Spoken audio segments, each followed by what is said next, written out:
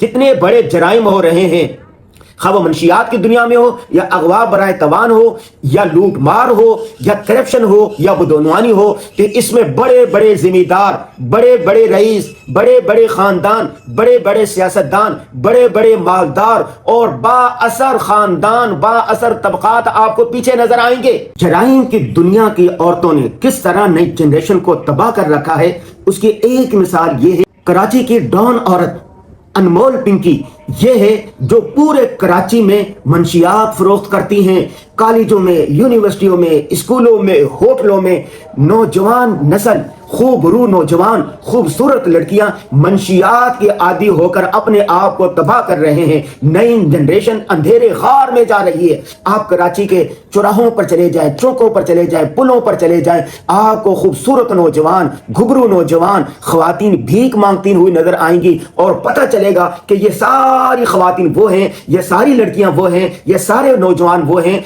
जो मुख्तलिफ मंशियात की लत में पड़कर अपने आप को तबाह कर चुके हैं, अपने दिमाग को तबाह कर चुके हैं, अपने जिस्म को तबाह कर चुके हैं और अपने खानदान को तबाह कर चुके हैं। आप जानते हैं ना कि नशे की लत ऐसी है, अल्लाह ना करे, अल्लाह ना करे, और किसी घर में किसी एक को भी लग जाए, वो खुद भी तबाह होता है और घर की जितनी दौलत होती है उसको भी लुटा देता है और उसके बाद चोरी, डकैती, फ्रॉड, झूठ, अगवा बराए तवान और खुदा जाने किन किन जराइम में मुब्तला हो जाता है। आपको याद होगा इमरान खान के दौर में होती थी फराह गुगी, उसने किस तरह सरमाया लूटा और आयाशाना जिंदगी गुजारी और बाहर ममालिक जाती थी पैसा लेके, फिर पाकिस्तान और खुदा जाने क्या कुछ किया। और उसके बाद आपको अयान अली भी याद होगा पीपल्स पार्टी के दौर में, जो कराची एयरपोर्ट पर पकड़ी गई, जो बेतहाशा दौलत लेके गैर कानूनी तरीके से बाहर मुंतकिल करती थी। और उसके बाद अभी ये अनमोल पिंकी आ गई है, जो जराइम की दुनिया के अंदर जो धड़ल्ले के साथ, जो बदमाशी के साथ ललकार रही है कानून नाफिज करने वाले इदारों को,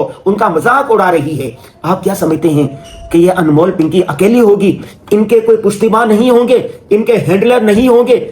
जब आप तह तक पहुंचेंगे, जब आप पीछे जाएंगे तो पता चलेगा कि ये जितने बड़े जराइम हो रहे हैं, खा वो मंशियात की दुनिया में हो या अगवा बराए तवान हो या लूट मार हो या करप्शन हो या बदनवानी हो, तो इसमें बड़े बड़े जिम्मेदार, बड़े बड़े रईस, बड़े बड़े खानदान, बड़े बड़े सियासतदान, बड़े बड़े मालदार और बाअसर खानदान, बाअसर तबकात आपको पीछे नजर आएंगे।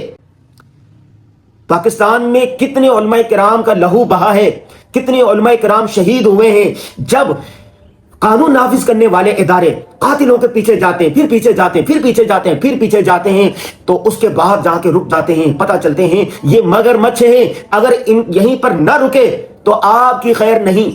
हमारे एक दोस्त बता रहे थे, उनका एक कत्ल हो गया था, उसने कहा कुछ हो जाए मुझे अपने कातिलों को पकड़ना है। आगे गए, आगे गए, आगे गए, एक हद तक गए तो उनको कहा गया खामोश हो जाओ वरना आपकी लाश मिलेगी, खामोश हो जाओ वरना तुम भी इसी तरह गायब कर दिए जाओगे, रास्ते से हटा दिए जाओगे, अंधी गोली का निशाना बन जाएंगे। जराइम जराइम बोलते हैं, ये जराइम की दुनिया है। माफिया की दुनिया अलग है, भिखारियों की दुनिया अलग है। जितने भिखारी हैं इनके पीछे भी बड़े बड़े सरमायाकार हैं, जो लूट मार करने वाले इनके पीछे भी सरमायाकार हैं, और ये जो कातिल हैं इनके पीछे भी बड़ी बड़ी माफियाज हैं। जब जो आदमी इन माफियाज पर हाथ डालने लगता है उनको निशाना इबरत बना दिया जाता है। अब पाकिस्तान पर अल्हम्दुलिल्लाह field marshal general Asim Munir का कंट्रोल है, आसिम मुनीर का डंका बज रहा है।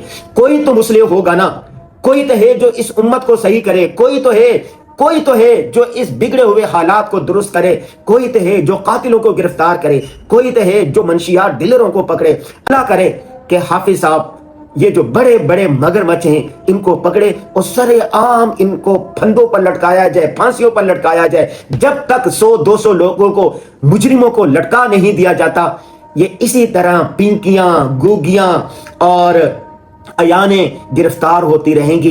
कुछ अरसे के बाद अब हाहाकार मचेगी, 2-4 दिन ये मीडिया में आएगा, उसके बाद खामोशी हो जाएगी और ये दनदनाती हुई पाकिस्तान से बाहर चली जाएगी और जितनी दौलत लूटी हुई है उनके साथ अयाशी करेगी।